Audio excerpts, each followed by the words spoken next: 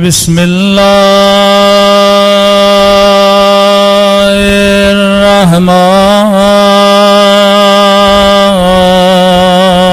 الرحمن الرحيم الحمد لله رب العالمين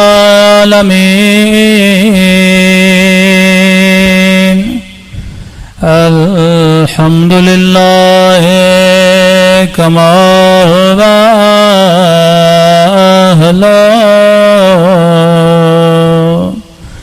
الصلاة والسلام على سيد المرسلين وخاتم النبيين أبي القاسم محمد اللهم صل على محمد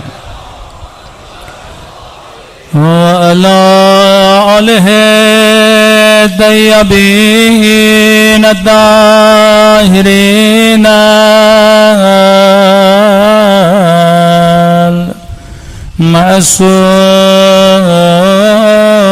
معصومین سب مل کے امام کے ظہور کی دعا اللہم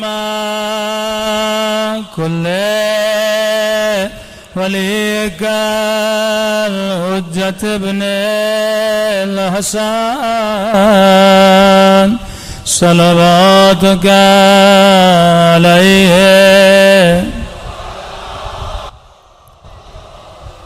في هذه الساعة وفي كل وليا وحافظا وقائدا وناصرا ودليلا ونا حتى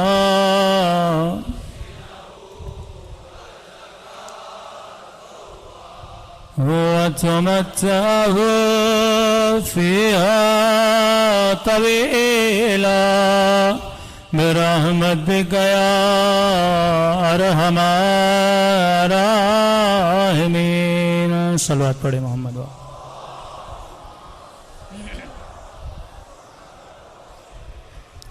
بسم اللہ الرحمن الرحیم رب اشرح لی صدری ویسر لی امری واحلل عقدۃ من لسانی یفقهوا قولی اما بعد فقط قال سبحانہ وتعالی فی محکم کتابہ ان فی خلق السماوات والارض واختلاف اللیل والنہار لآیات لأولی الالباب صلوات پڑھے محمد وعلی محمد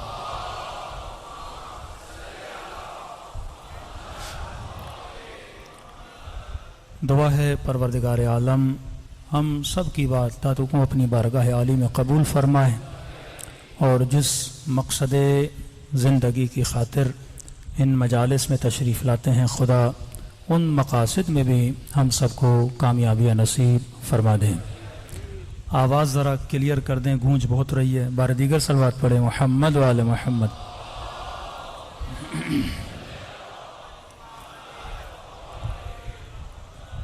پروردگار عالم اپنی کتاب میں اس آیہ کریمہ میں صاحبان عقل صاحبان لب کا ذکر کر رہا ہے کہ ہم نے زمین اور آسمانوں میں اپنی علامتیں اپنی نشانیاں چھپا کے رکھی ہیں اور ان نشانیوں میں غور و فکر وہ کرتے ہیں جو اولی الالباب ہیں عربی میں لب بولتے ہیں مغز کو جب آپ اخروٹ لیتے ہیں تو اس کے دو حصے ہوتے ہیں ایک اس کا کور ہوتا ہے ایک اس کے اندر مغز ہوتا ہے تو اولی الالباب وہ ہوتے ہیں کہ جن کے اندر مغز موجود ہو اور وہ صاحب لب نہیں مطلب اخروٹ کا کور ہو پر اندر مغز نہ ہو. تو خدا کہتا ہے کئی لوگ ایسے ہیں جن کا جسم انسانی کور میں تو ہے پر ان کے اندر مغز نہیں ہے. اگر مغز ہو تو علی کو اپنا مولا مانیں، اگر مغز ہو تو وہ ہدایت لیں. اگر مغز ہو انسان میں تو انسان اللہ کی نشانیوں سے سیکھتا ہے. تبھی کہا یہ مت دیکھو یہ اتنے لوگ چل رہے ہیں یہ صاحبان عقل ہیں.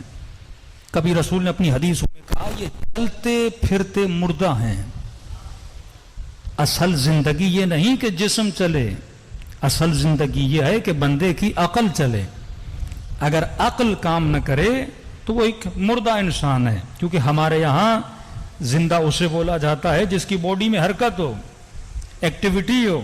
تو اس طرح تو کتنے حیوانات ہیں جن میں ایکٹیویٹی ہے، جسم چل رہے ہیں، گدھے چل رہے ہیں، بلیاں چل رہی ہیں. لیکن اللہ کی نگاہ میں اگر میرا چلنا بھی گدھوں جیسا، بلیوں جیسا اور حیوانوں جیسا ہو، پھر میرے اندر اور اس بلی میں کوئی فرق نہیں ہے. انسان تب بنتا ہے جو اپنے مغز سے کیا کرتا ہے؟ کام لیتا ہے. اگر مغز سے کام نہ لے، تبھی فرمایا اللہ کی سب سے بڑی نعمت اگر کسی بندے کے لیے کوئی چیز ہو سکتی ہے وہ کیا ہے؟ عقل ہے. اعمال کا دار و مدار، میزان الہی جس پر اللہ اعمال کو تولے گا، وہ اعمال عقل کی بنیاد تولے جائیں گے. خدا کثرت کو نہیں دیکھتا، کوانٹٹی کو نہیں دیکھتا، کوالٹی کو دیکھتا ہے کہ بندے نے جو نماز پڑھی ہے وہ نماز عاقلانہ ہے کہ نہیں، اس نے مجلس امام حسین میں شرکت کی ہے، اس کی شرکت عاقلانہ ہے کہ نہیں ہے. مثال دیتا ہوا چلوں، اب ایک بندہ پوری رات نمازیں پڑھے، پوری رات پروردگار عالم کے لیے احیا کرے، جاگے، اللہ کا راز و نیاز کرے، کیا خدا اسے اجر دے گا؟ کیا اجر کوانٹٹی پہ ہوتا ہے؟ کہتے ہیں کہ بنی اسرائیل کا عابد تھا، دن رات عبادتیں کرتا تھا. ملائکوں نے دیکھا کہ پروردگارا جو بندہ اتنی تیری عبادت کرے، ہم دیکھنا چاہتے ہیں تو جنت میں سے کون سا مقام عطا کرے گا. تو پروردگار عالم نے کہا وہ جو جنت کا نچلا ترین مقام ہے، یعنی سمجھو 100 منزلہ کوئی بلڈنگ ہے اور سب سے آخری جو مقام ہے جنت کا وہ میں سے دوں گا. تو ملائک پریشان ہو گئے، پروردگارا اب دن میں ہیں ہی 24 گھنٹے، بندہ اور تیری عبادت کتنی کرے؟ جو اتنی عبادت کرے تو اسے یہ مقام دے رہا ہے. اور جو جنت کے اعلیٰ ترین مقام پر ہوگا کہ فرمایا ہر چیز کا سید ہے، سید الایام، مہینوں کا سید، دنوں کا سید، مردوں کا سید، عورتوں میں سید، محبتوں میں سید، اعمال میں سید. فرمایا رسول اعمال کا سید کون ہے؟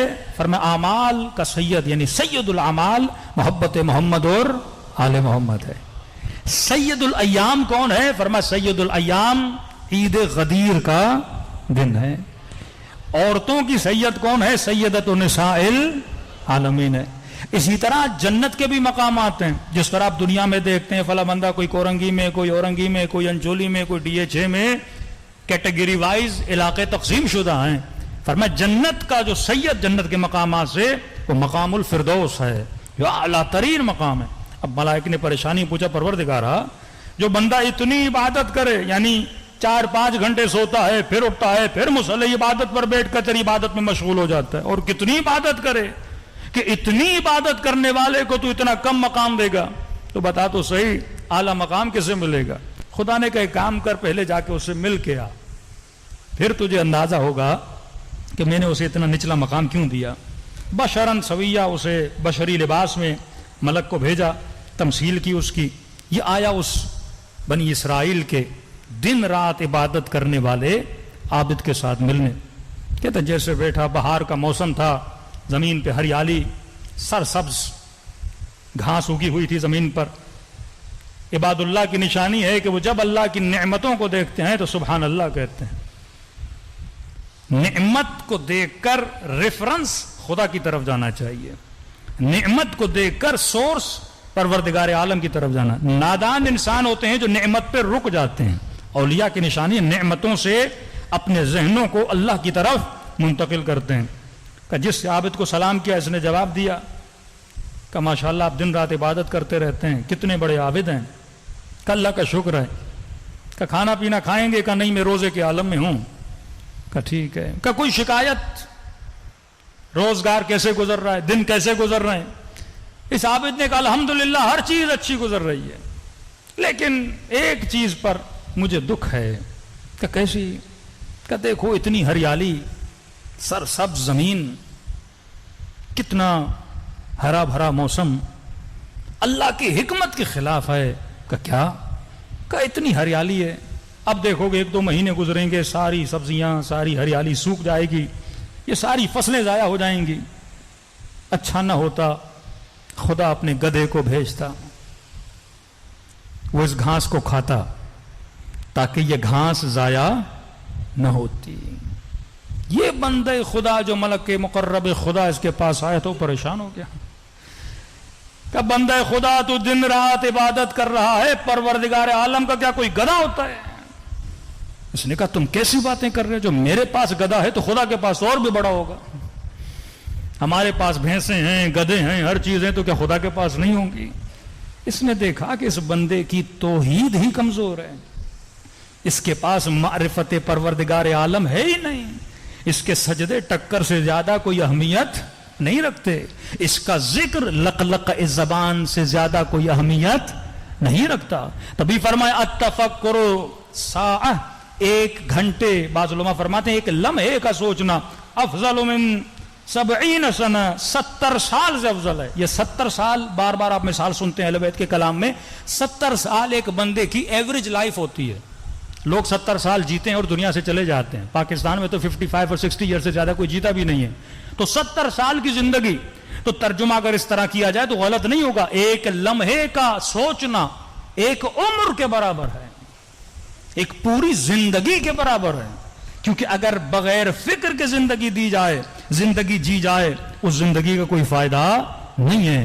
تبھی کہا خدا اگر اعمال کی سزا اور جزا دیتا ہے تو اللہ کا جو ترازو ہے، جس بنیاد پر میری نمازوں کو، میری مجلسوں کو، میرے اعمال کو تولا جائے گا، وہ کس بنیاد پہ تولا جائے گا؟ آپ کی عقل کی بنیاد پہ تولا جائے گا، جس کی عقل جتنی زیادہ اس کا اجر اتنا زیادہ۔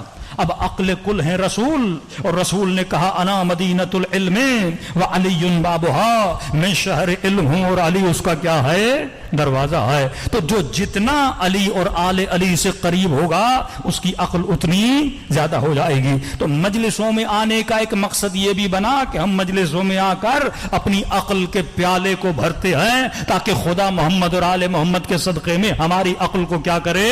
بلند کرے۔ صلوات پڑھے محمد و آل محمد پر۔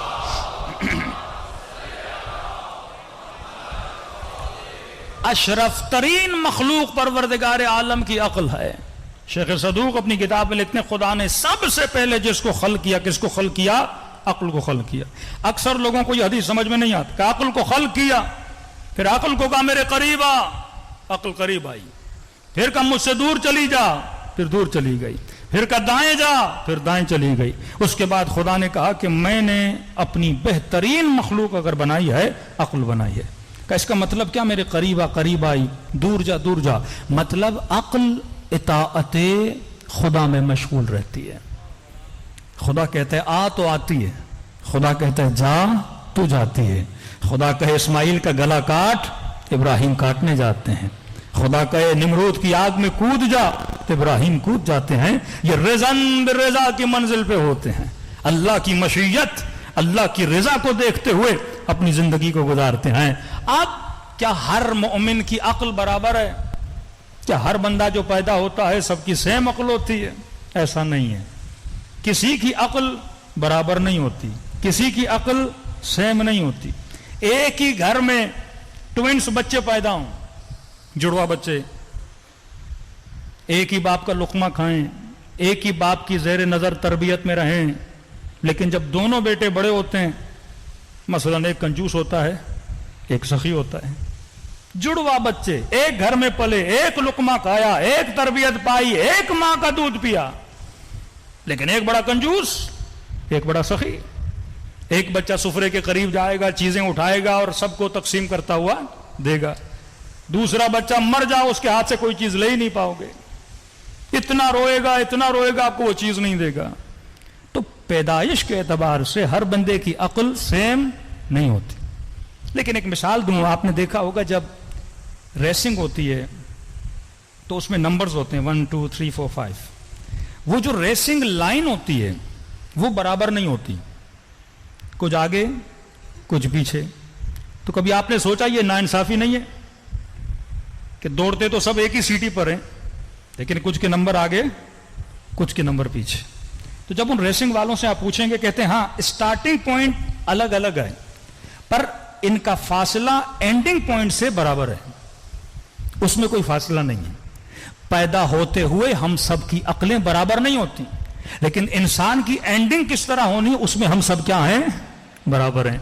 اس میں پرور ہدایت کے اعتبار سے خدا نے سب کو کیا رکھا ہے, برابر رکھا ہے. اب عقل کا کام کیا ہے؟ عقل کا کام یہ ہے وجود انسان کو بیلنس کرے. انشاءاللہ ان 10 دنوں میں اگر فرصت ہوئی, ہم ساری مطالب تو بیان نہیں کر سکتے. میرے چھٹے امام جعفر صادق علیہ الصلوۃ والسلام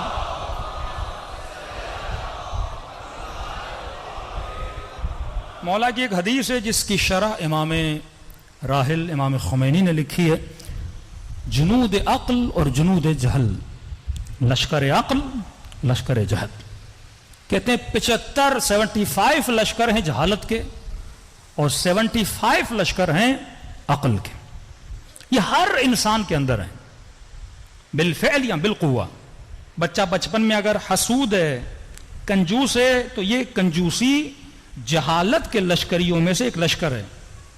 اب اس نے بڑے ہو کر اس لشکر کو شکست دینی اور اس کی جگہ پہ دوسرا لشکر, دوسرا سپاہی بٹھانا ہے جس کا نام کیا ہے, سخاوت ہے. ہو سکتا ہے کوئی بندہ حسود ہے, حسد لشکر جہل کا سپاہی ہے, اس کی جگہ پہ اس نے غبطے کو بٹھانا ہے کہ کسی مومن سے حسد نہیں کہا نا, دعا کرنی ہے اگر خدا نے اسے وہ مقام عطا کیا مجھے بھی وہ مقام عطا کرے. امام نے ایک ایک لشکر کا نام لیا, کہ یہ ہر بندے کے وجود میں ہے اور علی والے کو کوشش کرنی چاہیے کہ جہالت کے لشکر کو ختم کرے, عقل کے لشکری کو بٹھائے. اب اگر یہ 75 لشکر ہمارے وجود میں آ گئے تو ہم سلمان بن جائیں گے, ہم ابو ذر بن جائیں گے, ہم میثم تمار بن جائیں گے. ہم مجلسوں میں میثم کی تعریفیں کرتے ہیں, حبیب کی تعریفیں کرتے ہیں, پتا تو چلے حبیب کیسے بنا, میثم کیسے بنا. جب تک مجالس پریکٹیکل نہیں ہوں گی, جب تک مجھے راہ و روش کا پتہ نہیں چلے گا, جب تک مجھے زندگی گزارنے کا سلیقہ پتہ نہیں چلے گا, میں اپنی زندگی میں خوش کیسے رہ سکتا ہوں. فرمایا مومن کے دل پر خدا ایک سکون نازل کرتا ہے کہ دنیا کا کوئی ٹینشن, کوئی پریشانی اس کے وجود کو تلاطم میں نہیں لا سکتی. یہ مومن وہ ہے جس نے ان جنود عقل اور جنود جہل, لشکر عقل اور لشکر جہل کو پہچانا ہے. دوسری دلیل اس ٹاپک کو اختیار کرنے کی کہ آج جو ہمارے ملک کے حالات چل رہے ہیں, مکمل طور پر اس ملک پر جہالت کی حکومت ہے, عقل کی حکومت نہیں ہے. لوگ یہ سمجھتے ہیں کہ جہل کے مقابلے میں علم ہے. لاکھ معصوم فرماتے ہیں نہیں, علم جہالت کے مقابلے میں نہیں ہے, علم کے عقل کے مقابلے میں جہل ہے, علم کے مقابلے میں جہل نہیں ہے. کیونکہ آپ کے معاشرے میں کئی ایسے عالم ہیں جو جاہل ہیں. جاہل اسے بولتے ہیں جس میں عقل نہیں, جاہل اسے نہیں بولتے جس میں علم نہیں. قاضی شرح صاحب علم ہے لیکن عقل ہے کہ نہیں, عقل نہیں ہے مطلب جاہل ہے. معصوم کبھی اسے جاہل نہیں کہتے. جو بی اے پاس ہے, ایم اے پاس ہے, پی ایچ ڈی ہے, ڈاکٹر ہے, پروفیسر ہے, ہو سکتا ہے پروفیسروں پر جاہل ہو, تو دنیا جاہل اسے بولتی ہے جو ان پڑھ ہے. اہل بیت جاہل اسے بولتے ہیں جو بے عقل ہے. بتائیے کس چرسی, کس موالی کو نہیں پتا کہ نشہ نقصان دہ ہے؟ میں ایک انٹرویو دیکھا, اس چرسی سے پوچھ رہا ہے نشہ کو نقصان دہ ہے, کیوں پی رہے ہو؟ عقل نہیں ہے, جاہل ہے. ہر نشے کرنے والے کو پتا ہے کہ نشہ نقصان دہ, میری جان لیوا ہے, دنیا آخرت خسرہ دنیا والآخرہ, لیکن نشہ کرتا ہے کیونکہ صاحب عقل نہیں ہے. یہ ناچنے والے, یہ گانے والے, یہ فحاشی پھیلانے والے, یہ ظلم کرنے والے, کس کو نہیں پتا کہ آخرت میں جواب دینا ہے؟ کس کو نہیں پتا کہ گناہ ہمیں جہنم کی طرف لے جائے گا؟ علم ہے اس کے پاس, عقل نہیں ہے. اس عقل کو بندہ مضبوط کرے. جناب یوسف کا واقعہ 100 آیتوں میں خدا نے بیان کیا, یہ بتانے کے لیے کہ شہوت تیرے پاس بھی ہے, شہوت سب کے پاس ہے. یوسف کے پاس بھی شہوت تھی, لیکن یوسف نے اپنی عقل کی مینجمنٹ کے اندر اپنی شہوت کو کیا کیا؟ کنٹرول کیا. عقل بہترین مینیجر ہے جو تمہارے جذبات کو، تمہارے احساسات کو، تمہارے غصے کو، تمہارے حسد کو کنٹرول کرتا ہے. ان گھروں میں تباہی بپا ہو جاتی ہے. کتنے جوانوں کی انرجیاں تباہ ہو جاتی ہیں. کتنے گھروں میں 10-10 سال 15-15 سال فضول قسم کے جھگڑے، بہو کے پتہ نہیں ساس کے جھگڑے، بیوی کے جھگڑوں میں انرجیز تباہ ہو جاتی ہیں، کیونکہ کسی کو نہیں پتا کہ میں نے اپنے جذبات کو کنٹرول کیسے کرنا ہے، میں نے اپنے حسد کو ہینڈل کیسے کرنا ہے، میں نے اپنے غصے کو کنٹرول کیسے کرنا ہے، میں نے اپنی زبان کو کنٹرول کیسے کرنا ہے. اور یہ کون بتائے گا؟ یہ مکتب اہل بیت میں اہل بیت علیہ الصلوۃ والسلام، جن کو باب مدینۃ العلم کہا، جو صاحب علم رسول اور صاحب علم خدا ہیں، وہی ہمیں بتا سکتے ہیں کہ تم نے اپنے اوپر کنٹرول کیسے کرنا ہے. صلوات پڑھے محمد و آل محمد پر.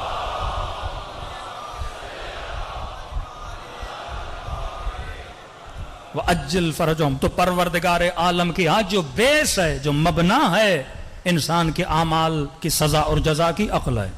اب دیکھیے ایک بندہ دن رات نماز، ہمارے ایک دوست سے ریسنٹلی ان کو طالبان کے لوگ عراق میں لے کر گئے، بہت بڑے افغانستان کے نیوز اینکر تھے، بہت بڑے اینکر تھے. تو برملا بولتے تھے، وہ ڈرتے نہیں تھے، ان کی پالیسیوں کے اگینسٹ بولتے تھے. ہم بھی پریشان ہوئے جب ان کو گرفتار کیا، ہمارے کلاس میٹ تھے وہ. تو جب واپس آئے، ابھی ایران میں ان سے ملاقات ہوئی، تو کہتے ہیں جب میں جیل کے اندر تھا تو کہتے ہیں سائیڈ والے روم سے کہتے ہیں مولانا میں نے زندگی میں اتنی قرآن کی خوبصورت آواز نہیں سنی. اتنے لحن کے ساتھ ایک کوئی طالبان کا ہی سپاہی تھا، قرآن پڑھ رہا تھا کہ سن کے آپ بولیں کہ اس سے بڑا کوئی عابد نہیں، اس سے بڑا کوئی زاہد نہیں. خوارج کی نمازوں کو دیکھ کر لوگ پریشان ہوتے تھے، ماتھوں پہ سجدوں کے نشان. اور انہی خارجیوں میں سے کوئی آیا اور قاتل علی ابن ابی طالب بنا. دن رات نمازیں پڑھنے والے، سال میں روزے رکھنے والے. آپ صفات دیکھ کر انسان دھوکا کھا جاتا ہے بندہ کتنا متقی اور پرہیزگار ہے.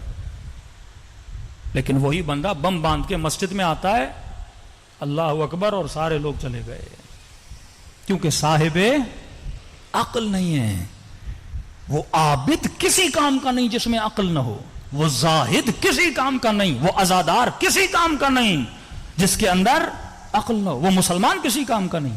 آج معاشرے کو بے عقلی نے گھیرا ہوا ہے، جس کو ہم بولتے ہیں ماڈرن بے عقل. ایک تو جہالت تھی، جہالت عرب، جہالت کہن، جس جہالت کو رسول خدا ختم کرنے کے لیے آئے. اپنی ثقافتوں میں الجھے ہوئے، اپنے ماحول میں الجھے ہوئے، اپنی رسموں میں الجھے ہوئے عرب عجیب غریب قسم کے قانون بنائے ہوئے تھے. ان ساری ثقافتوں کو رسول نے آ کے توڑا، ان کی جہالتوں کو ختم کیا.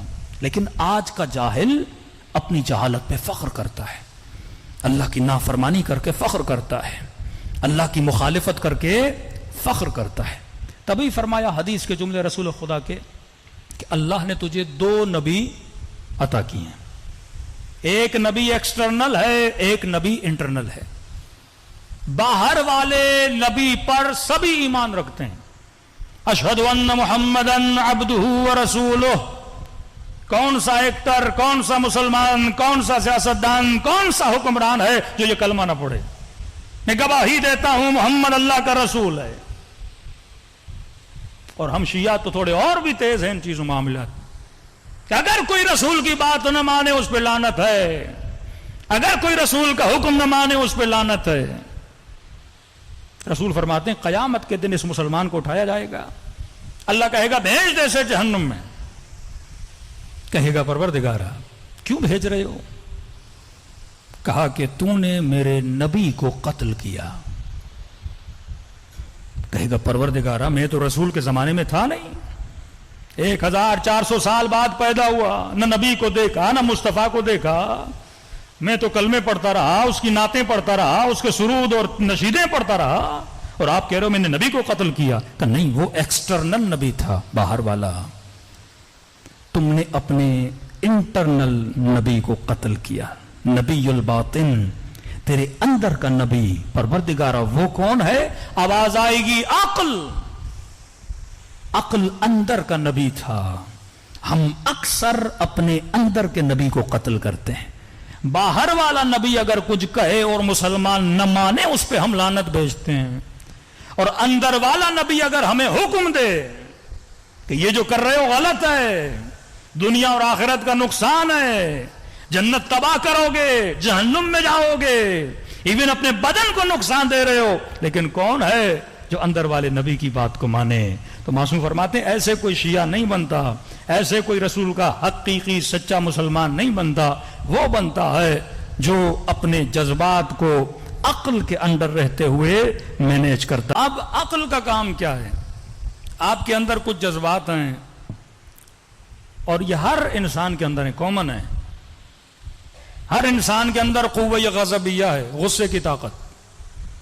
ہر انسان کے اندر قوہ شہوانیہ ہے, شہوت. کوئی انسان نہیں جو ان چیزوں سے خالی ہو, اور اگر خالی ہے تو عیب ہے, نامکمل ہے. اگر یہ چیزیں نہیں تو انسان نہیں ہے. تیسری چیز قوہ ادراک ہر انسان کے اندر ہے. اب ہر قوے کے 3 مراتب ہیں معصوم فرماتے ہیں. مثلا قوہ شہوت, قوہ غضب, غصہ. ہر انسان میں غصہ اگر سب سے زیادہ ہو جائے تو بھی برا, غصہ بالکل نہ آئے تو بھی برا. غصے کو بیلنس میں ہونا چاہیے, میانرو ہونا چاہیے. اگر بہت زیادہ ہو جائے غصہ تو اسے تہور بولتے ہیں, اگر بالکل نہ ہو تو اسے جبن بولتے ہیں, اور اگر بیچ میں آ جائے تو اسے شجاعت بولتے ہیں. بیچ ہے شجاعت, بیلنس کرنا. اور یہ بیلنس کرنا کس کا کام ہے؟ بیلنس کرنا انسان کی عقل کا کام ہے. عقل اس کو کیا کرتی ہے؟ بیلنس کرتی ہے. جبن یعنی ڈرپوک, بندے میں غصہ ہے لیکن ڈرپوک ہے, میدان چھوڑ کے بھاگ جاتا ہے. آخری منزل ہے تہور, غضب. یعنی شجاع نہیں ہے, شجاعت سے 4 قدم بندہ آگے. یہ بھی بے وقوفی ہے, یہ بھی عقل مند کا کام نہیں ہے کہ 2 دوستوں میں ضد لگ جائے, بولے ہم اس پل سے چھلانگ لگائیں گے, اب جو بہادر ہے چھلانگ لگائے. یہ بہادری نہیں ہے, بے وقوفی ہے. تو چھلانگ لگائے پتہ نہیں مر جائے تو کیا ہوگا؟ تو کتنے لوگ مر جاتے ہیں. ہمیشہ جناب بڑا بہادر ہے, مگر مچھ کے منہ میں اپنا سر دے دوں گا. انگریز کرتے ہیں نا ایسے کام.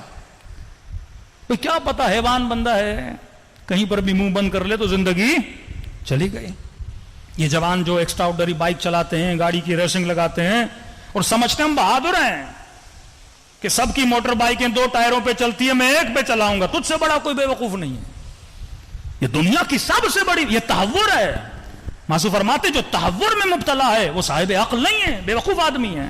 جو اپنے آپ کو نقصان دے, جو سوچے نا, جو غور و فکر نہ کرے میں جو کر رہا ہوں وہ نقصان دے.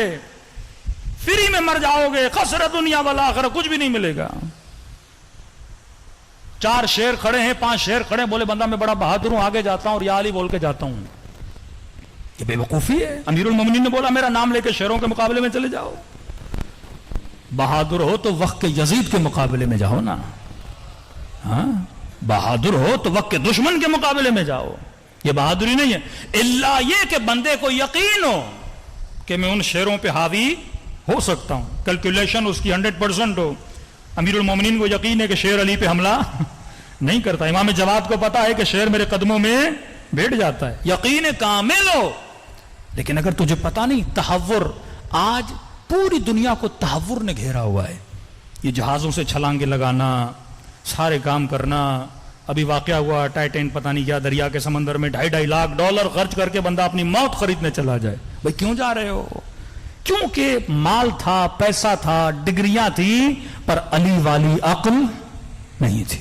اگر بندہ صاحب عقل ہو تہور میں نہیں جاتا. دوسرا, اگر یہ کم ہو جائے غضب, جبن, وہ بھی خلاف عقل ہے. کہ میدان جہاد میں موت کے ڈر سے بندہ بھاگ جائے. عربیوں بولتے ہیں جبان, ڈرپوک بندہ, جبن ہو. اہل بیت کبھی کسی میدان کو چھوڑ کے نہیں بھاگے. شجاعت.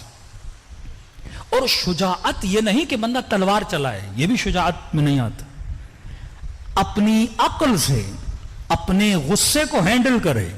شجاعت کبھی یہ ہے کہ تلوار نکالے، اور کبھی یہ شجاعت ہے کہ تلوار کو نیام میں ڈالے.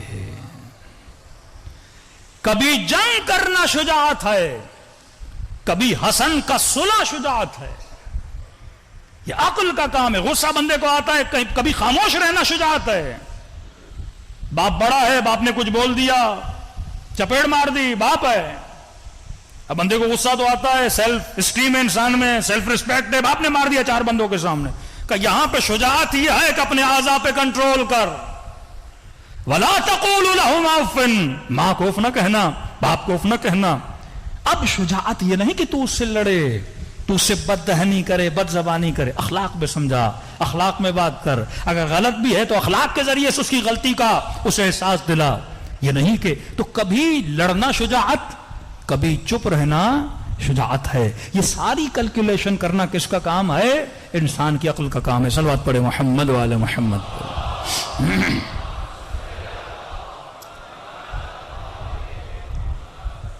دوسرا ہے شہوت. قوہ شہوت کو بھی اگر کسی نے کنٹرول کرنا ہے تو کس نے کرنا ہے؟ عقل نے کرنا ہے. آج دنیا پہ شہوت کا غلبہ ہے. اپنا ماحول دیکھیے پاکستان کا. فلموں میں شہوت، ڈراموں میں شہوت، سیاست میں غصہ، انتقام کی بو. انسان پہ اتنا غصہ آ جائے کہ وہ کنٹرول نہ کر پائے کہ میں کیا کر رہا ہوں، ملک کہاں جا رہا ہے، قوم کہاں جا رہی ہے. ہم واقعاً ان بچوں کو کیا سکھا رہے ہیں؟ ایک بندے کو زیر کرنے کے لیے غلیظ ترین ویڈیوز، غلیظ ترین آڈیوز نکالی جائیں. واقعاً یہ قوم جب سنے گی، میں ویوز دیکھتا ہوں more than 2 million, 2.5 million, 3 million بچے ان گندی گندی چیزوں کو دیکھتے ہیں. کیا اثر پڑتا ہے ان لوگوں پر؟ معصوم فرماتے برائی دیکھی بھی ہے، برائی کو پھیلاؤ نہیں، برائی پہ پردہ ڈالو. قوم کو بے حیا نہ بناؤ، قوم کے اندر حیا پیدا کرو. پہلے میں سوچتا تھا کہ ملک کا جو سینسر بورڈ ہے وہ کمزور ہے، ڈراموں میں بے حیائی ہوتی ہے، کنٹرول نہیں ہے ان کا. ہر دوسرے ڈرامے میں شادی شدہ عورت کا دوسرے کے ساتھ عشق ہوتا ہے. ہر ڈرامے میں آج کل یہ دکھایا جا رہا ہے. اور بے غیرت ترین شوہر کو دکھایا جاتا ہے جو بڑے پولائٹلی یہ کام دیکھتا بھی ہے اور سپورٹ کرتا ہے بیوی کو. کوئی بات نہیں، تمہارا پاس تھا، مل بھی لو تو کوئی ایشو نہیں ہے. محارم کے اندر گناہ کو دکھایا جاتا ہے. تو یہ لمحہ فکریہ ہے کہ سینسر بورڈ کو ہم کنٹرول نہیں کر سکتے.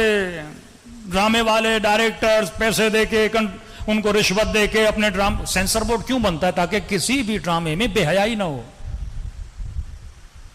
اور ریسنٹلی اگر پاکستانی ڈائریکٹرز شریفوں والے ڈرامے بنا رہے ہیں، وہ بھی ذاتی شرافت کی وجہ سے نہیں، کیونکہ ان کو ابھی پتا چلا ہے کہ انڈیا میں سب سے زیادہ ڈرامے پاکستان کے دیکھے جا رہے ہیں. ٹی آر پی بہت مل رہی ہے. اور انڈین پاکستانی ڈراموں کو کیوں دیکھ رہے ہیں؟ کیونکہ تھوڑے فیملی ٹائپ ڈرامے ہوتے ہیں. اب ان کے ڈراموں میں، انڈیا کے ڈراموں میں بہت بے حیائی ہے. اب یہ تھوڑے حیا والے ڈرامے بنا رہے ہیں، وہ بھی پیسے کی خاطر، تاکہ انڈیا والے دیکھیں گے، ہمیں مال ملے گا، دولت ملے گی. دیکھیے، جب ہم سیاست میں آتے ہیں، جب ہمارے پاس اتنا پاور اور کنٹرول ہے، ہم کسی سیاسی پارٹی کو، کسی سیاسی بندے کو بین کر دیتے ہیں چینلز پہ، تو یہی پاور ڈراموں میں کیوں نہیں یوز ہوتا؟ یہی پاور فلموں میں کیوں نہیں یوز ہوتا؟ یہی پاور آئٹم سانگز میں کیوں نہیں یوز ہوتا؟ کہ قوم کے اندر بے حیائی، پاکستان کے قانون کی مخالفت کی جا رہی ہے. سینسر بورڈ بنا اس لیے تھا کہ اس ملک میں فلمیں بنے گی، ڈرامے بنے گی، وہ گناہ نہیں ہے، لیکن اس کے اندر فحاشی نہیں ہوگی. تو جب انسان کا ارادہ ہو تو انسان کرتا ہے. جب اپنی نسلوں کی پرواہ ہو کہ واقعاً ہم کون سا زہر اپنی قوم کو دے رہے ہیں، جب انسان کو پیاس لگتی ہے، قوہ شہوت ہر انسان میں، مولوی غیر مولوی کی بات نہیں، ہر انسان میں شہوت ہے.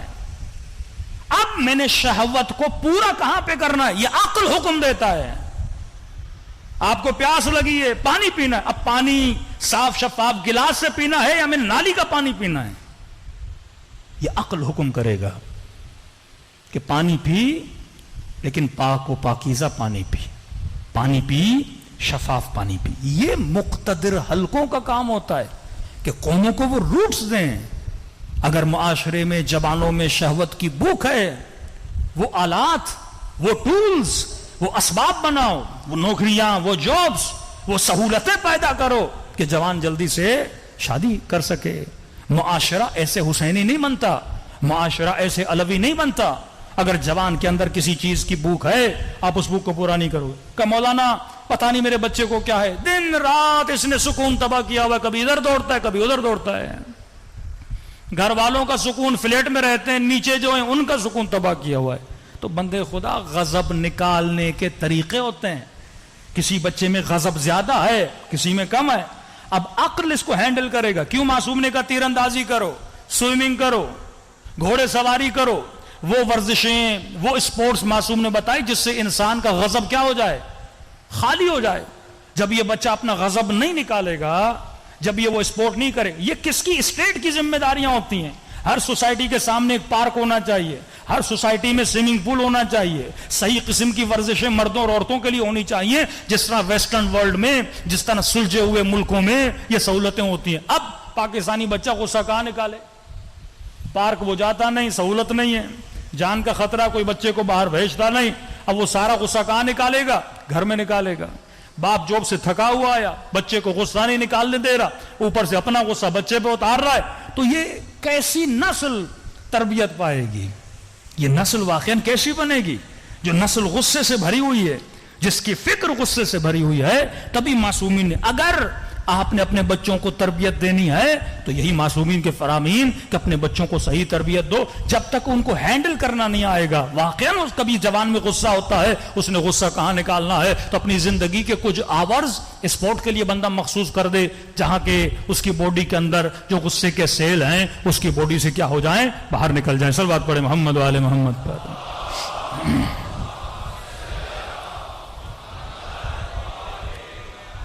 وَعَجِّلْ اسی طرح قوّہ شہوت، اگر شہوت بہت زیادہ ہو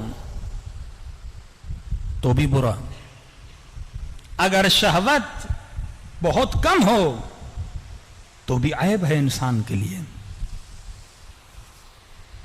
شہوت اگر بہت زیادہ ہو جائے اسے شرح بولتے ہیں، حد سے زیادہ۔ اتنی بندے میں شہوت ہو، در و دیوار کو دیکھ کر بندے پہ شہوت طاری ہو جائے، یہ بیماری ہے، اس کا علاج۔ شہوت کا کم ہونا جسے خمود بولتے ہیں، اس کا بھی علاج ہے، میڈیکل علاج ہے۔ شہوت اگر میاں نہ رو ہو اسے اسلام عفت کا نام دیتا ہے۔ حضرت یوسف عفیف تھے، اسلام شہوت کا دشمن نہیں، کہتا ہے صحیح پانی پی، پاک پانی پی۔ الخبیثات للخبیثات والطیبات للطیبات، خبیث عورتیں خبیث مردوں کے لیے، طیب مردوں کے لیے طیب عورتیں۔ واللہ جو جوان شادی کرنے میں دیر کرتا ہے، کہ ہمارے ذاتی تجربہ ہے، دیکھی ہوئی باتیں، ایک تو ایمان ناقص، عقل بھی ناقص ہو جاتی ہے اس بندے کی، کیونکہ جب وقت پر اپنی ضرورتوں کو پورا نہیں کرے گا انسان کا برین افیکٹ ہو جاتا ہے اس چیز سے۔ جو 40 سال میں، 45 سال میں، 37 سال میں جا کے شادیاں کرتے ہیں وہ کامل نہیں ہوتے۔ کیوں کہا وقت پہ بندہ شادی کرے تو نماز بھی کامل ہے؟ ایسے تو رسول نے النکاح من سنتی، نکاح میری سنت ہے، جو اس سے دوری اختیار کرے وہ مجھ میں سے نہیں۔ یہ نہیں کہا جو نماز نہ پڑھے مجھ میں سے نہیں، جو نکاح نہ کرے مجھ میں سے نہیں۔ مطلب اگر تو اپنی باڈی کی ضرورتوں کو وقت پہ پورا نہیں کرے گا تباہ و برباد ہو جائے گا۔ وہ معاشرہ گناہ والا معاشرہ ہوتا ہے۔ اب جوان کے اندر شہوت ہے، آپ اگر اسے صحیح پانی نہیں دو گے، پاک پاکیزہ پانی نہیں، نالی کا پانی جا کر پیے گا، گندگیوں میں الجھ جائے گا۔ دوسری طرف وہ دشمن ہے جس نے جوانوں کے لیے خوراک بنا کے رکھی ہے فلموں کی صورت میں۔ مطلب ایک بوتل میں پیٹرول ہو اور ایک بندہ ماچس کی تیلیاں لے کے کھڑا ہے اور پیٹرول کو کیا لگا رہا ہے؟ آگ لگا رہا ہے۔ وہ شہوت جو عفت والی شہوت ہے، اس شہوت کو وہ شرع کی لیول تک لے، شیطان کا یہی کام ہے، وہ شہوات کو بلندیوں پہ لے جاتا ہے، وہ غصے کو بلندیوں پہ لے جاتا ہے۔ غصہ جب اپنے عروج پہ آتا ہے تو انسان قاتل بنتا ہے، غصہ جب انتہا پہ پہنچتا ہے تو انسان حسود بنتا ہے، غصہ جب انتہا پہ پہنچتا تب انسان غاصب بنتا ہے، تب یتیموں کا حق کھاتا ہے، جب یہ چیزیں اپنے عروج پہ پہنچتی ہیں۔ شہوت زبان، شہوت آنکھ، شہوت کان جب یہ اپنی انتہا پہ پہنچتی ہیں، کیوں معصوم نے فرمایا ہمارا چاہنے والا شکم پرست نہیں ہوتا۔ پیٹ کی بھی شہوت صرف اعضائے نکاح کی شہوت نہیں ہے، پیٹ کی شہوت، ہاں بندہ کھائے لمٹ کی حد تک، لیکن اتنی شہوت آ جائے دن بدن ہر روز ہوٹلیں تلاش کرتا رہے کہ آج اس ہوٹل پہ کھانا کھانا ہے، کل اس ہوٹل پہ کھانا، یہ شہوت شکم ہے۔ تو کھانے پینے کے لیے پیدا نہیں ہوا، کھانا پینا ہے انسان جسم کو تندرست کرے تاکہ مصلی پہ آ کر پروردگار عالم کی عبادت کر سکے، وہی بھی صحیح سالم غذا۔ اب غذا کی شہوت کتنی آ گئی کہ معاشرہ اس فکر میں نہیں ہے کہ واقعاً معاشرے میں انہیلدی فوڈ کتنا آ گیا، پھر یہی فوڈ آپ کھاتے ہیں، یہی تلن آپ کھاتے ہیں، یہی چیزیں کھاتے ہیں، پھر یہی چیزیں آپ کی شہوت کو اور آپ کے اعضاء کو افیکٹ کرتی ہیں۔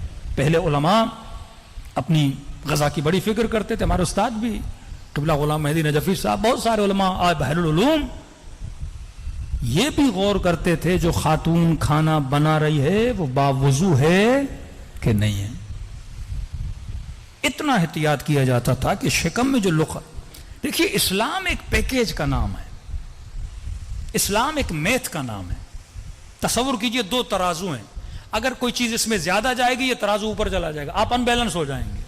آپ نے ہر چیز کو بیلنس رکھ کے چلانا ہے، شہوت زیادہ ہو گئی نقصان دہ، شہوت کم ہو گئی نقصان دہ، اس کو آپ نے کیا کرنا ہے، بیلنس کر کے چلانا ہے۔ اور یہ بیلنس کون سکھاتا ہے؟ انسان کی عقل سکھاتی ہے۔ ہر چیز کو کیلکولیٹ کرو کہ جو کر رہا ہوں اس سے دنیا کا فائدہ، آخرت کا نقصان کیا ہوگا، اور جس کی کیلکولیشن پرفیکٹ ہوتی ہے، تربیت اسلام کے اندر کیلکولیشن کرتا ہے، اس کی دنیا بھی آباد، اس کی آخرت بھی آباد۔ صلوات پڑھے محمد وعلی محمد۔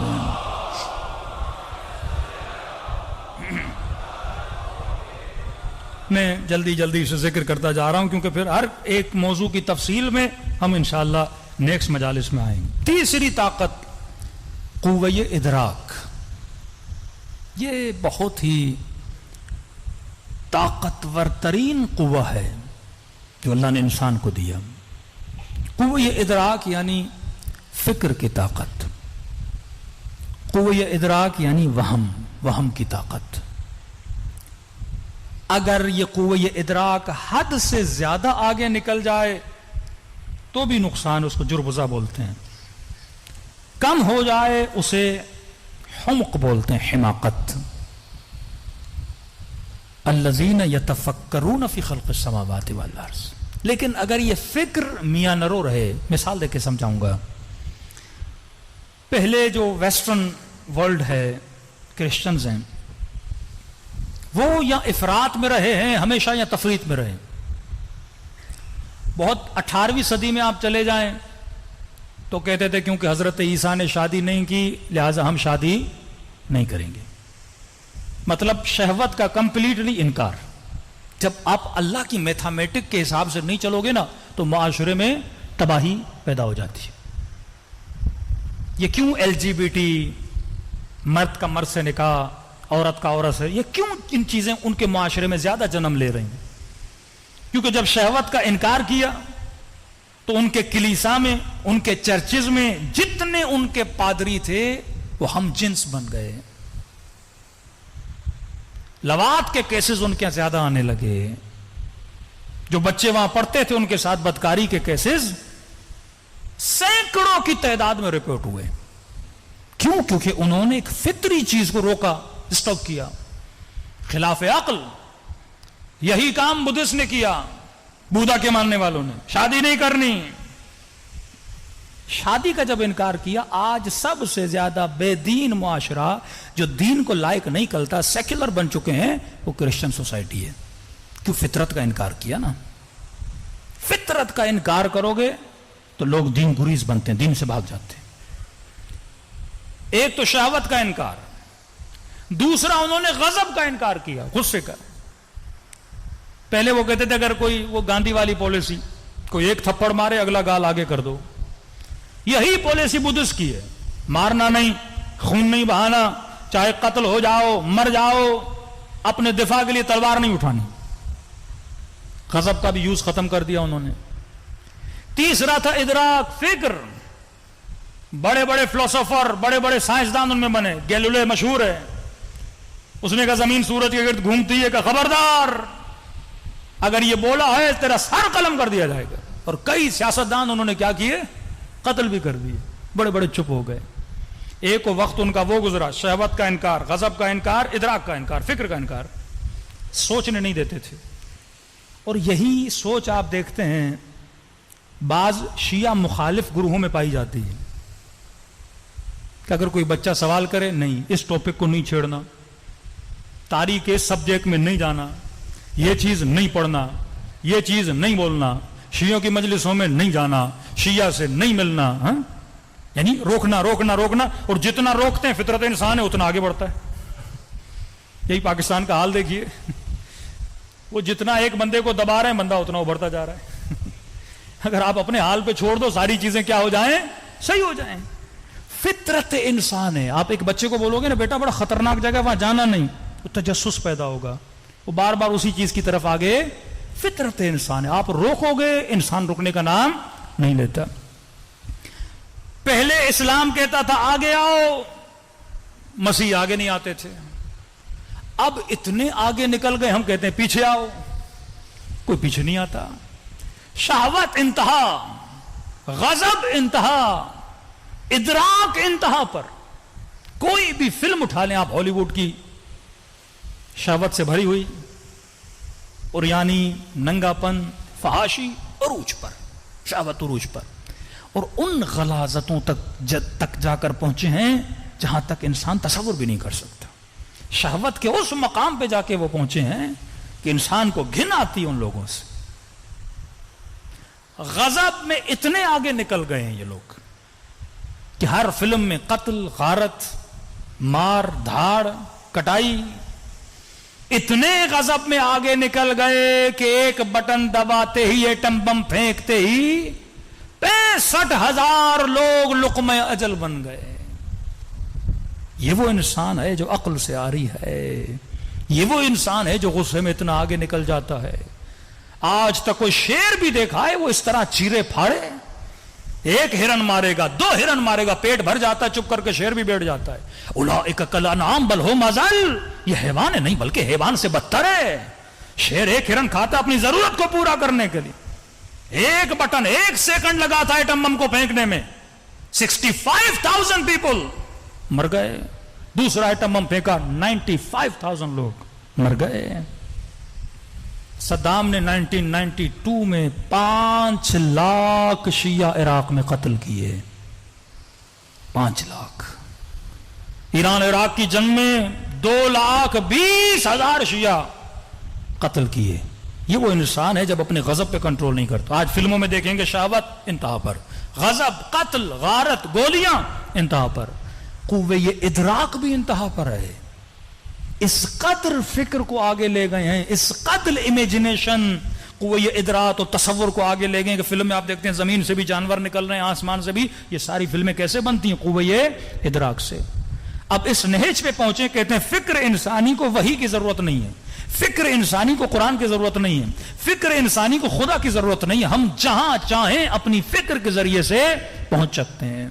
اسلام کہتا ہے نہیں، فکر بھی وہاں تک جا سکتی ہے جہاں تک اس کی طاقت ہے. حد سے زیادہ جاؤ گے پاگل ہو جاؤ گے. دن رات مولانا فرماتے ہیں ذات خدا میں سوچو گے پاگل ہو جاؤ گے. تم ذات خدا کو سوچ نہیں سکتے، ذات خدا کو اپنی فکر میں جمع نہیں کر سکتے. تو فکر نے بھی کہیں نہ کہیں وحی پروردگار عالم کی مدد لینی ہوتی ہے. فکر بتنہائی درجات کو، بلندیوں کو نہیں چھو سکتی جب تک یہ فکر کنیکٹڈ نہ ہو وحی پروردگار عالم سے. تو فکر کو قرآن سے ہم نے منسلک کرنا ہے، اور یہ قرآن گائیڈنس دے گا کہ ہم نے فکر کی پرواز کو کہاں تک لے جانا ہے، غصے کو کہاں تک لے جانا ہے، شہوتوں کو کہاں تک لے جانا ہے، شکم پرستی کو کہاں تک لے جانا ہے، اپنے اعضاء کو کنٹرول کیسے کرنا ہے. کیونکہ کنٹرول کرنے کی ذمہ داری کس کی ہے؟ عقل کی ہے۔ اب شیطان کیا کرتا ہے؟ شیطان انسان کے وہم کو استعمال کرتا ہے۔ یہ بات یاد رکھیے، شیطان ان طاقتوں کا دشمن نہیں ہے، کمال شیطان یہ ہے، شیطان اصول کا انکار نہیں کرتا۔ مثال دے رہا ہوں کہ ہر انسان حسن کو پسند کرتا ہے، انسان کو حسن اچھا لگتا ہے، شیطان حسن کا انکار نہیں کر سکتا۔ شیطان آپ کو محو حسن کر دے گا۔ پیسہ کس کو برا لگتا ہے؟ مال کس کو برا لگتا ہے؟ نہ ہی اہل بیت نے کہا کہ مال برا ہے، نہ ہی علی بن ابی طالب نے کہا کہ پیسہ برا، نہ رسول خدا نے کہا پیسہ برا ہے، نہ شیطان کہتا ہے پیسہ برا ہے۔ شیطان آپ کو محو مال کر دیتا ہے، یعنی آپ کے ذہن کو اتنا مگن کر دیتا ہے اس مال میں کہ مال کے علاوہ آپ کو کچھ یاد رہتا ہی نہیں ہے۔ ایک مثال دوں تاکہ جوان بھی سمجھ جائیں۔ دیکھیے پھول خوبصورت ہے گلاب کا، ہر کسی کو اچھا لگتا ہے، لیکن کیا یہ عقل مندی ہے بندہ 24 گھنٹہ اس پھول کو دیکھتا رہے؟ یہ حماقت ہے۔ کہتے ہیں وہ بے وقوف لوگ ہوتے ہیں جو دنیا کے حسن میں گم ہو جاتے ہیں۔ حسن کو دیکھ کر خالق حسن تک پہنچنا یہ عقل مند کا کام ہے۔ ریفرنس دو پروردگار عالم کی طرف، سورس بناؤ پروردگار عالم کی طرف۔ حسین چہرہ دیکھا، حسین منظر دے، فوراً کہو سبحان اللہ، کتنا احسن الخالقین ہے جس نے اتنی حسین کائنات بنائی ہے۔ لیکن لوگ مچھلیوں میں گم ہو جاتے ہیں، پھولوں میں گم ہو جاتے ہیں، منظروں میں گم ہو جاتے ہیں، لوگوں کے چہروں میں گم ہو جاتے ہیں۔ بھائی دیکھتے دیکھتے دیکھتے کتنا دیکھو گے؟ بالآخر تو میک اپ اتر جائے گا، حسن ختم ہو جائے گا، بالآخر تو جوانی ڈھل جائے گی، بڑھاپا آ جائے گا۔ تو عقل مند کیا ہے؟ اس حسن سے اللہ کے حسن تک پہنچتا ہے، طاقت میں محو نہیں ہوتا۔ پرویز مشرف بولتے تھے نا کہ یہ وردی میری چمڑی ہے۔ کہ وردی کوئی چمڑی ہوتی ہے؟ نہانے جاؤ گے تو اتارو گے نا، بالآخر تو اتر جائے گی۔ لیکن اتنا قدرت میں بندہ محو ہو جائے کہ بولے بس یہ طاقت مجھ سے کبھی جانی نہیں ہے، یہ حکومت تو ہمیشہ میرے پاس رہے، یہ تخت تو ہمیشہ میرے، بھائی کوئی چیز دائمی نہیں ہے۔ وَيَبْقَى وَجْهُ رَبِّكَ ذُو الْجَلَالِ وَالْإِكْرَامِ۔ آیت اللہ العظمیٰ بہجت، اللہ ان کے درجات کو بلند کرے۔ ایک پیارا جملہ فرماتے تھے تعلم اتنا اہم نہیں ہے۔ آپ مجلسوں میں آتے ہیں نا تعلیم کے لیے، تعلم کے لیے چیزیں سیکھتے ہیں، نماز واجب ہے، روزہ واجب ہے، خوش اخلاقی، ہاں یہ ساری چیزیں۔ کہتے ہیں تعلیم تو بہت لوگوں کو ہے، عمل نہیں ہے لوگوں میں۔ عمل کے لیے تذکر بہت ضروری ہے۔ کہتے ہیں خود کو تذکر دیا کر، خود کو بار بار بار بار بار بار۔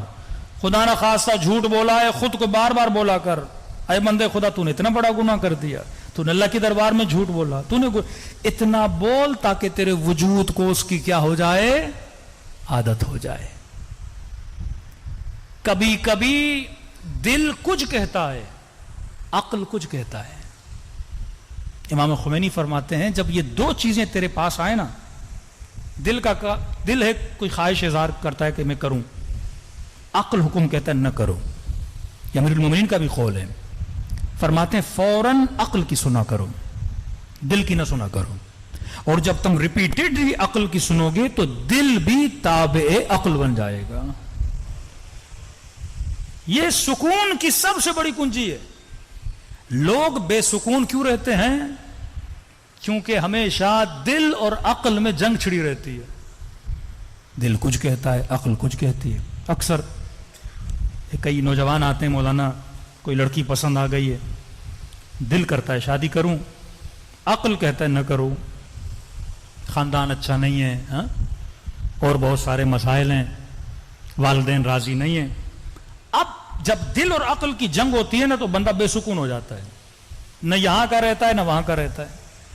امیر المومنین فرماتے ہیں فوراً عقل کی مان، پھر آہستہ آہستہ یہ دل تیرے عقل کے کنٹرول میں آ جائے گا، اور دل جب عقل کے کنٹرول میں آیا تو بندے کی زندگی میں کیا آ جاتا ہے؟ سکون آ جاتا ہے۔ کیلکولیشن کر اپنے عقل کے، اگر سکون چاہتے ہو زندگی میں تو کس کی سنو؟ عقل کی سنو۔ اور عقل کون سا؟ جو تابع وحی پروردگار عالم ہو۔ کبھی کبھی عقل تابع وہم بن جاتا ہے، کبھی کبھی عقل تابع شہوت بن جاتا ہے، مطلب حاکم عقل کو ہونا ہے، عقل نیچے آتا ہے، شہوت اوپر آ جاتی ہے، اب شہوت عقل سے کام لیتی ہے اور عقل غلام شہوت بن جاتا ہے. جس طرح کربلا میں ابن سعد کی عقل تابع غضب تھی، شمر کی عقل تابع شہوت تھی، قاضی شرح کی عقل تابع مال تھی، جو مال کہہ رہا تھا اسی کے مطابق وہ اپنے عقل کو چلا رہا تھا. مثال دے رہا ہوں آپ کو، بچہ ہے، بچے میں عقل نہیں ہے. آپ کئی اوقات مہمانوں کے یہاں کھانا کھانے جاتے ہیں، سفرے پہ بیٹھتے ہیں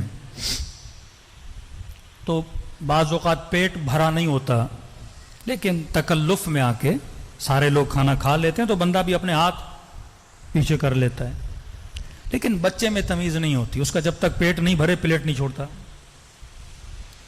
کیونکہ اس کی شہوت کو عقل مینج کر ہی نہیں رہا، جو آرڈر آ رہا ہے کرے جا رہا ہے.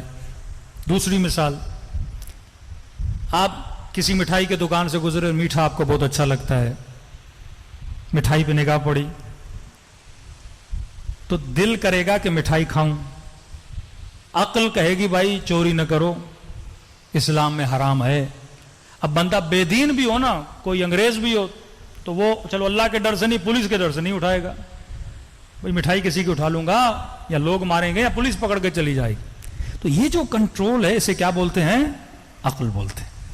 ویسٹرن سوسائٹی نے جتنے قوانین بنائے، قانون بھی عقل کی دوسری صورت ہے، اس پہ میں کل آؤں گا. انہوں نے قانون کو اپنا کلچر بنا دیا. وہ معاشرہ قانون مند معاشرہ ہے کیونکہ ہم بولتے ہیں عقل مند معاشرہ ہے، کیونکہ عقل بھی کہتا ہے کرو نہ کرو، یہاں رکو یہاں آگے بڑھو. آپ سگنل پہ جاتے ہیں، ریڈ سگنل آیا، کہتا ہے رکو. یہ عقل جس طرح آرڈر دیتا ہے، قانون آپ کو آرڈر دیتا ہے رکو، کیونکہ رکنے سے نظم بنے گا، ضبط بنے گا. گرین سگنل ہوا چلو، دوسری گاڑیاں رک گئی، ایکسیڈنٹ سے بچانے کے لیے اس کو مینج کرتا ہے اور وہ آپ کی باڈی کو مینج کرتا ہے. لہذا انہوں نے اپنی نسلوں میں قانون کو کلچر بنا دیا، تبھی وہ سیولائزڈ ہوئے، تبھی وہ عاقلانہ معاشرے بنے. دیندار معاشرہ نہیں ہے، عقل مند معاشرہ ہے. ہم جو مسلم معاشرہ تھے، جس کو دیندار بننا تھا، اللہ نے کہا یہ کرو یہ نہ کرو، ہمیں رکنا تھا، ہم رکے نہیں. اور اس سے بھی بدتر، کم از کم انہوں نے عقل الہی پہ عمل نہیں کیا، عقل مدنی پہ تو عمل کیا نا، جو قانون بنائے اس پہ تو عمل کرتے ہیں. اور ہم پاکستانی دنیا کی وہ واحد قوم ہیں جو بہترین قانون بناتے ہیں، اور اس کو، ان قوانین کو توڑنے میں بھی ہم بڑے آگے آگے رہتے ہیں. یہ بے عقلوں کا ملک ہے، یہ بے وقوفوں کا ملک ہے کہ خود قانون بناتے ہیں، قانون توڑتے ہیں. کسی مومن نے کہا کہ مولانا جب سگنل توڑنا ہو تو ہمیں جرت زیادہ تب ملتی ہے جب ساتھ میں کوئی پولیس والا ہو. مطلب قانون کا بندہ ساتھ ہو تو ہم قانون توڑتے ہیں. ہاں؟ ہم وہ قوم ہیں، اپنے ہاتھوں سے قانون بناتے ہیں، اپنے ہاتھوں سے قانون. ان قوموں کو کبھی ترقی نہیں ملتی، نہ اس عقل کی سن رہے ہیں، نہ وہ قانون جو ہم نے اپنے ہاتھوں سے بنائے ہیں ان قانون کو فالو کر رہے ہیں، تو قومیں کبھی ترقی نہیں کرتی. مسلم ممالک میں یہ چیز مشہور ہے، جس دیوار پہ لکھا ہوتا ہے نا یہاں کچرا پھینکنا منع ہے، وہیں کچرا ہوتا ہے. یہاں پیشاب کرنا منع ہے، وہیں بندہ بیٹھ کے پیشاب کرتا ہے. یہ وہ سوسائٹی ہے جو عقل سے عاری ہو چکی ہے. یہ وہ سوسائٹی ہے جس نے اپنی زندگی کو نظم اور ضبط نہیں دیا عقل سے. اور مولا علی نے صحیح کہا، الناس علی دین ملوکہم، لوگ اپنے حکمرانوں کے دین پہ ہوتے ہیں. جب حکمران قانون توڑتے ہیں تو عوام بھی قانون. کبھی یہ معاشرہ دیندار نہیں بن سکتا. اگر آپ ظواہرات کا انکار کرتے ہیں تو بواطنات کا بھی انکار کریں گے. اگر آپ انسانوں کے بنائے ہوئے قوانین کا انکار کرتے ہیں تو آپ اللہ کے بنائے ہوئے قوانین کا بھی انکار کریں گے. صدیاں گزر جائیں یہ معاشرہ ترقی نہیں کرے گا. کیوں اس معاشرے نے اپنے نبی کے نواسے کو قتل کیا، کیونکہ اللہ کے بنائے ہوئے قانون کو توڑا۔ یرثھا عبادی الصالحین، خدا کہتا ہے زمین کا ورثہ عباد صالحین کا ہے۔ جب شرابی، جب زانی، جب اللہ کے احکام کو پامال کرنے والے صاحب مسند بنے، صاحب منبر بنے، تو نبی کے نواسے کا قتل ہو گیا۔ حکمران اگر بے دین ہوتا ہے تو عوام کے اندر بے دینی جرت پڑتی ہے بے دین ہونے کی۔ ایسے امام حسین شہید نہیں ہوئے کیونکہ حکمران بے دین تھے، اور اس بے دینی کے مقابلے کے لیے فرزند رسول میدان میں آئے، مقابلے میں آئے، سوئے ہوئے ضمیروں کو جگانے کے لیے آئے۔ تو یاد رکھیے مجلس امام حسین ایک کلچر ہے، مجلس امام حسین ایک تہذیب ہے، مجلس امام حسین ایک سویلائزیشن ہے۔ جب تک آپ سویلائزڈ نہیں بنتے، آپ کی عادتیں، آپ کے گھروں میں اگر سکون نہیں ہے، لڑائیاں اور جھگڑے ہیں، تو پھر مجلس کا کوئی فائدہ نہیں ہے۔ اپنے بچوں کو، اپنی خواتین کو، اپنی نسلوں کو سکھائیں کہ اپنے وجود پر عقل کو حاکم کریں۔ واقعاً اس پاکستان کی سوسائٹی میں اگر بولا جائے کوئی سویلائزڈ لوگ ہیں تو آپ کی طرف اشارہ کیا جائے، کیونکہ اتنے خزانے اہل بیت علیہ الصلوۃ والسلام کے آپ کے پاس ہیں جو کسی قوم کے پاس نہیں ہے۔ صلوات پڑھے محمد وعلی محمد۔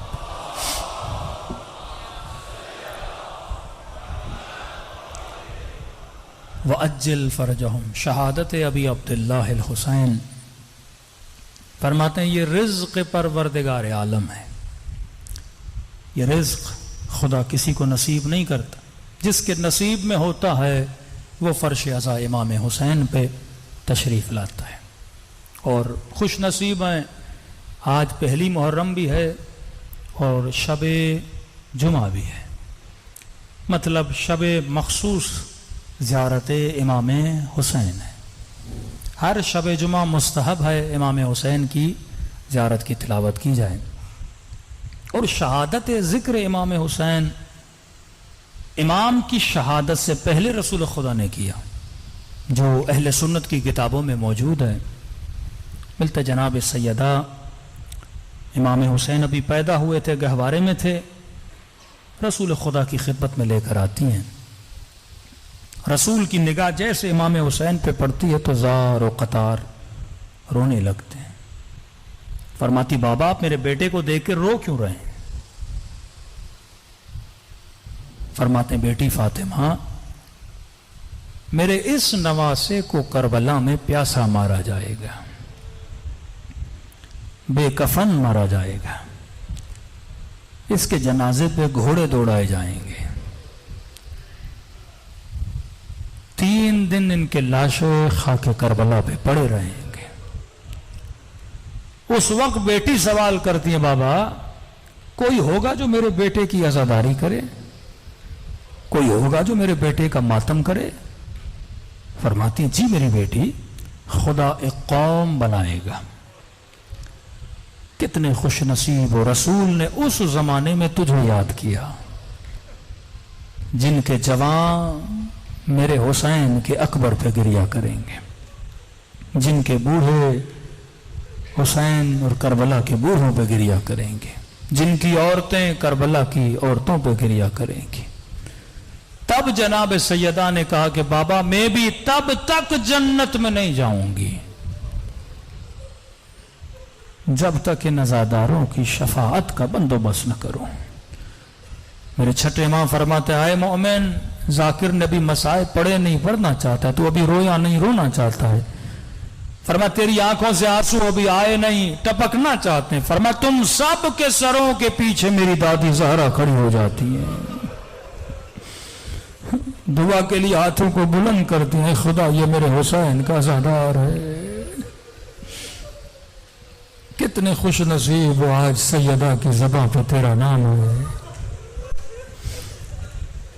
میرے امام زین العابدین فرماتا ہے مومن جب بھی مجلس میں آؤ یہ سوچ کے بیٹھا کرو یہ تیرے زندگی کی آخری مجلس ہے،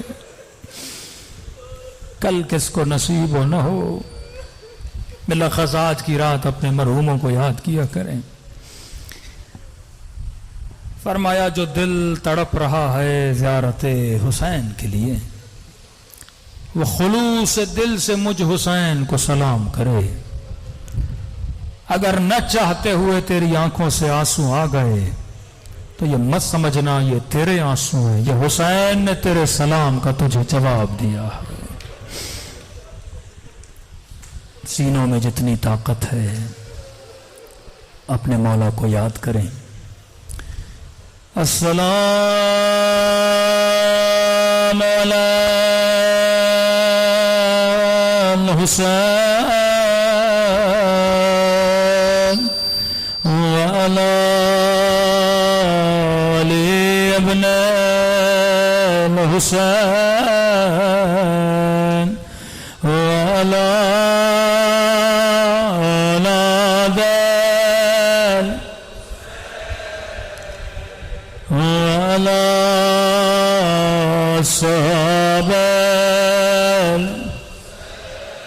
بلند آواز سے السلام وعلی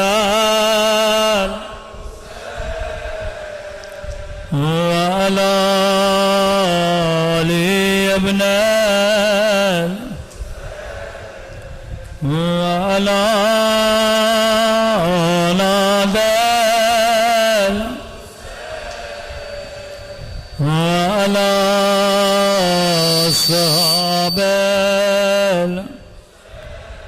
بلند آواز سے السلام علی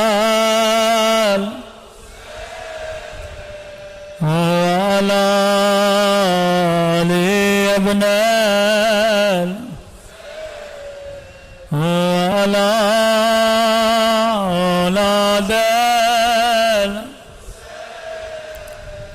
وعلی صحابہ. میرا سلام زینب کی لٹی ہوئی چادر پہ. آواز تھوڑی بڑھا دیں. میرا سلام 4 سالہ بچی کے زخمی کانوں پہ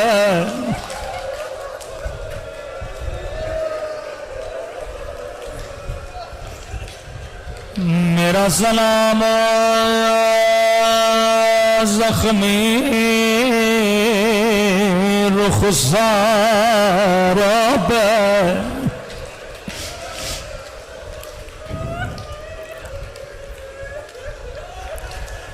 یہ جملہ آپ کے لیے نہیں دوسرے مسلمانوں کے لیے پڑھ رہا ہوں. رسول خدا کی حدیث ہے مسلمانوں کبھی حیوا کو بھی منہ پہ نہ مارا کرو.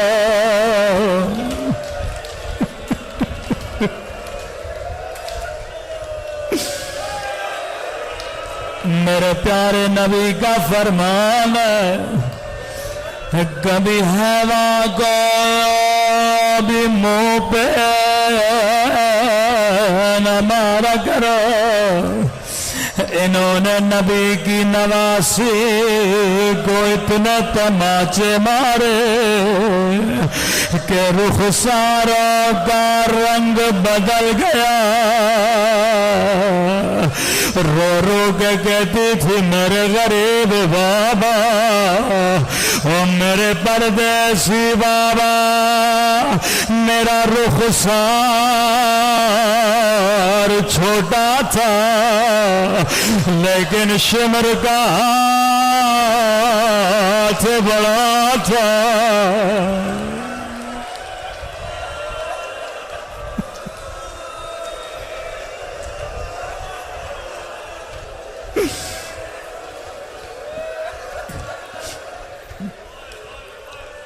میں قربان حسین کی یتیمہ بچی پہ آج اپنے مرحوموں کو یاد کرے.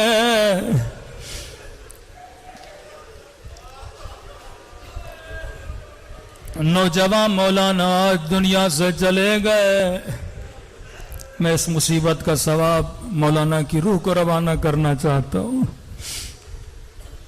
فرمایا اے مومن جب جب پانی پیو میری سکینہ کو یاد کیا کرو.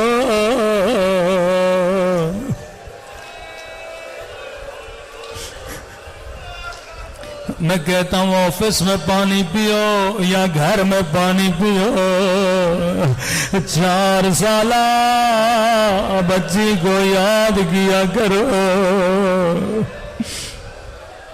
حسرت تھی میرے امام حسین کی. اللہ جانے اس پانی کے لیے ظالم نے بچی کو کتنے تماچے مارے ہوں گے. کا ایک ایک گھونٹ کے لیے ہماری سکینہ کو تماچے مارے گئے. روایت بڑی سخت ہے لیکن شب جمعہ ہے. میں اپنے مولا کو سکینہ کا واسطہ دینا چاہتا ہوں. امام زمانہ فرماتے مومن جب جب میرے ظہور کی دعا کرو خدا کو سکینہ کا واسطہ دیا کرو. اللہ یہ واسطہ کبھی رد نہیں کرتا. عزیز علی ان تری الخلق ولا تری. مولا میرے لیے بڑا مشکل ہے. میری آنکھیں سب کو دیکھ رہی ہیں لیکن آپ کے چہرے سے محروم ہے. ایسا واسطہ جو خدا کبھی رد نہ کرے. روایت کے جملے ہیں کسی نے میرے چوتھے امام سے کہا مولا شمر کی کیا کوئی اپنی بچی نہیں تھی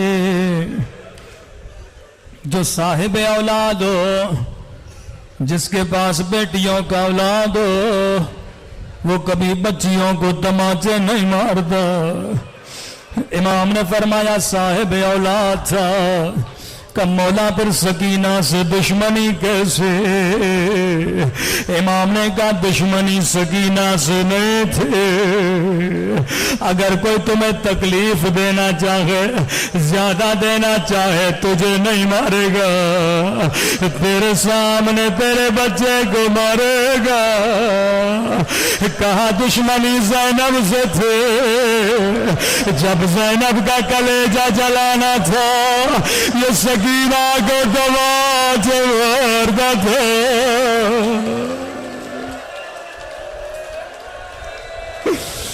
جب مجھے تکلیف دینے تھے یہ سکینہ کو دادیانے مارتا تھا.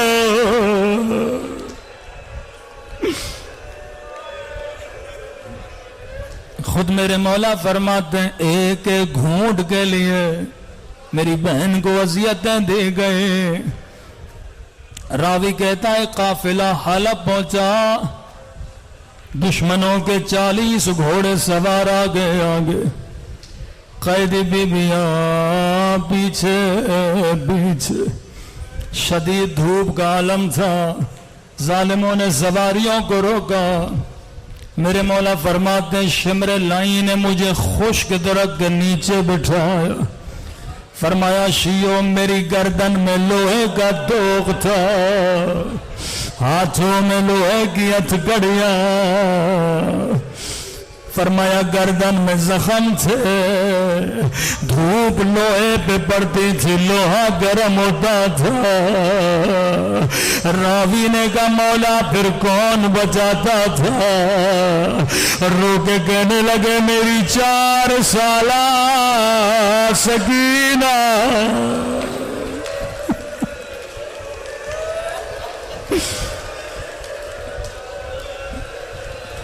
قدیمی مومن و امام کا جملہ سمجھنا. فرمایا میری 4 سالہ سکینہ. راوی کو سمجھ میں نہیں آیا کہ مولا یہ بچی کیسے بچاتے تھے کہ سکینہ دھوپ کے سامنے کھڑی ہو جاتی تھی، اپنے ننھے بدن سے سایہ بناتی تھی.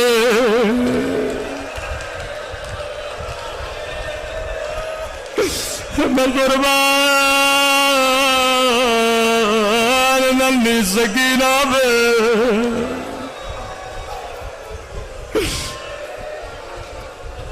بڑی سخت روایت ہے. امام زمانہ اگر مجلس میں موجود ہے مولا معاف کریے گا. دھوپ میں کھڑی ہوئی بچی، میں ہمیشہ کہتا ہوں اسلام کا حکم ہے روزے دار کے سامنے پانی نہ پیا کرو کیونکہ وہ پیاسا ہوتا ہے. اللہ کسی پیاسے کو پانی نہ دکھائے. میرے مولا فرماتے ہیں جب 40 گھوڑے سوار نیچے اترے، شمر نے پانی کا مشک بھرا، اپنے سپاہیوں کو پانی پلانے لگا. ننھی بچی کی نگاہ پانی پہ پڑ گئے. آہستہ سے کہا بھیا سجاد مجھے پیاس لگی ہے. کہ سکینہ یہ تجھے پانی نہیں دے گا.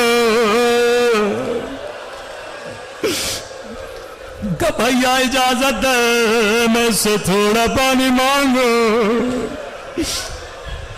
کہ سکینہ چلی جا، کہیں قیامت کے دن یہ نہ کہے بچی نے مانگا نہیں تھا.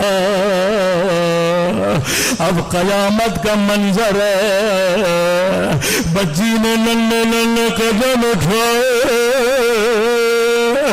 بابا کے قاتل کے قریب گئے. آہستہ سے کہا شمر تھوڑا پانی دے دے.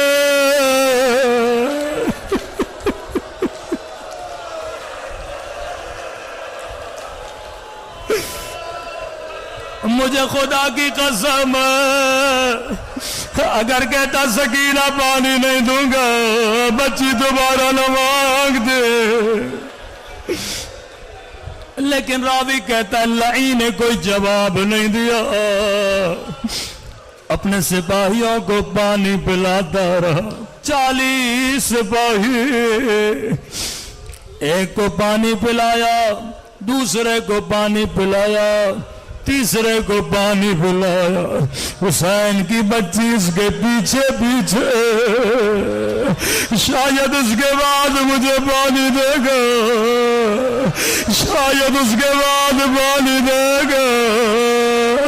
راوی کہتا بچی چل چل کے تھک گئے، زمین پہ بیٹھ گئے، کہنے لگی سب کو پلا دے، بعد میں مجھے تھوڑا پانی دینا.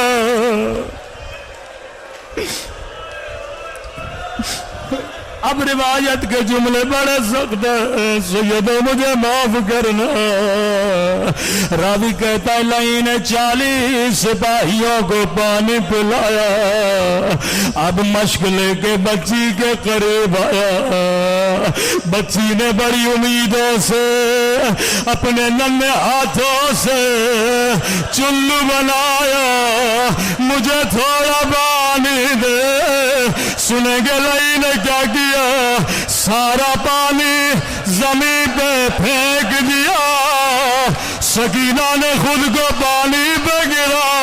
او میرے غریب بابا، او میرے پیاسے بابا، او میرے پیاسے بابا.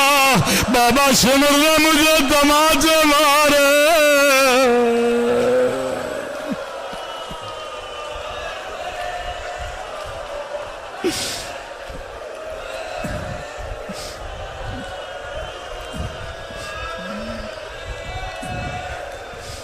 او میرے غریب الوطن بابا، اے خدا تجھے سکینہ کی یتیمی کا واسطہ، ہمارے مولا اور آقا امام زمانہ کا ظہور فرما، ان گنہگار آنکھوں کو امام کی زیارت نصیب فرما، ہمارے مرحومین کے درجات کو بلند فرما، جو زیارت کربلا کے متمنی انہیں حسین کی زیارت نصیب فرما، ہم سب کے صغیرہ کبیرہ گناہ معاف فرما، ہمارے والدین کے گناہ معاف فرما، اے خدا مومنین کے جان مال عزت و ناموس کی حفاظت فرما، جو مانگا نہیں مانگا اپنے خزانے قدرت سے نصیب فرما، اے خدا ہم سب کو قبر و قیامت میں مولا حسین کی شفاعت نصیب فرما۔ پروردگارا بحق محمد و آل محمد یہ گریہ، یہ ذکر، یہ عبادت اپنی بارگاہ عالی میں قبول فرما۔ ربنا تقبل منا انک انت السمیع الدعاء۔